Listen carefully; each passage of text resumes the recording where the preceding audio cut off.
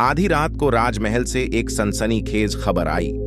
राजा सत्यव्रत अब इस दुनिया में नहीं रहे। उनकी मृत्यु दिल का दौरा पड़ने से हुई है। राजमहल में शोक फैल गया। पूरे राज्य ने अगले दिन उनके शव को मुखाग्नि दी। राज परिवार श्वेत वस्त्रों में डूबा और युवराज विक्रमराज सिंह ने ताज संभाल लिया। लेकिन कहानी यहीं खत्म नहीं होती। कुछ ही हफ्तों बाद गांवों से खबरें आने लगीं। मैंने राजा को रात के समय जंगल की ओर जाते देखा। किसी ने कहा, कोई घुड़सवार आदमी रात को महल के पिछवाड़े से निकलता है। लोग डरे। किसी ने कहा, आत्मा भटक रही है। लेकिन रानी मालविका जानती थी, उसका पति मरा नहीं है। रानी ने गुप्त रूप से बुलाया आचार्य चंद्रानंद को, एक अनुभवी तांत्रिक और भविष्य दृष्टा। आचार्य ने राजमहल के पूजा स्थल में ध्यान लगाया और कहा, महारानी, राजा जीवित हैं लेकिन तंत्रबद्ध अवस्था में हैं, और इस पूरे षड्यंत्र के पीछे आपका अपना ही कोई है। कौन है वो विश्वासघाती? गुप्तचर लगाए गए और हफ्तों की जासूसी के बाद एक नाम सामने आया, रुद्र प्रताप, राजा का छोटा सौतेला भाई।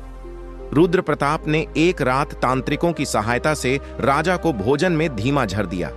राजा बेसुध हुआ और उसे मृत घोषित करके किसी अज्ञात शव को जला दिया गया।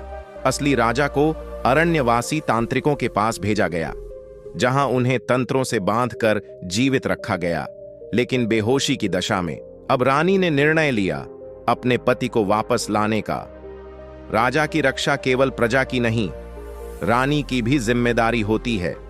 रानी ने अपने विश्वस्त सैनिकों को साथ लिया और गुप्त मार्ग से जंगल के उस हिस्से में पहुंची जहां राजा को बंदी रखा गया था। वहां एक टूटा हुआ मंदिर था, घना कुहासा। तांत्रिक मंत्र पढ़ रहे थे और राजा को एक काले यज्ञ मंडल में बांधा गया था। रानी ने युद्ध छेड़ दिया, तलवारें खींची, मंत्रों का टकराव हुआ और आखिरकार आचार्य चंद्रानंद के उच्चारित ब्रह्म मंत्र से तांत्रिक शक्तियां पराजित हुईं। राजा की आंखें खुलीं। मालविका, तुम यहां, मैं तुम्हें लेने आई हूं। स्वामी, पूरा राज्य तुम्हारे बिना अधूरा है। राजा की वापसी पर पूरे गंधारपुर में उत्सव मनाया गया। हाथी सजाए गए, फूलों की बारिश हुई और जनता ने जय घोष किया। राजा सत्यव्रत अमर रहें। रुद्र प्रताप को दरबार में लाया गया। भाई होकर तुमने पीठ में छुरा घोंपा, फिर भी मैं तुम्हें मृत्यु दंड नहीं दूंगा। तुम्हें जीवन भर वनों में रहकर तपस्या करनी होगी, ताकि तुम्हारा पाप तुम्हें हर दिन याद रहे। अंतिम सीन, राजा महल की दीवार पर कुछ खुदवाते हैं। राज्य जीतना आसान है, पर अपनों की पहचान करना सबसे कठिन। दोस्तों, यह कहानी कैसी लगी? सिर्फ एक राजा की नहीं, यह हर उस व्यक्ति की है जो किसी अपने से धोखा खाता है, पर जब साथ हो सच्चाई तो अंधकार भी झुक जाता है। प्रेजेंटेड बाय ज्ञान गंगा सगार एंड चैट जीपीटी।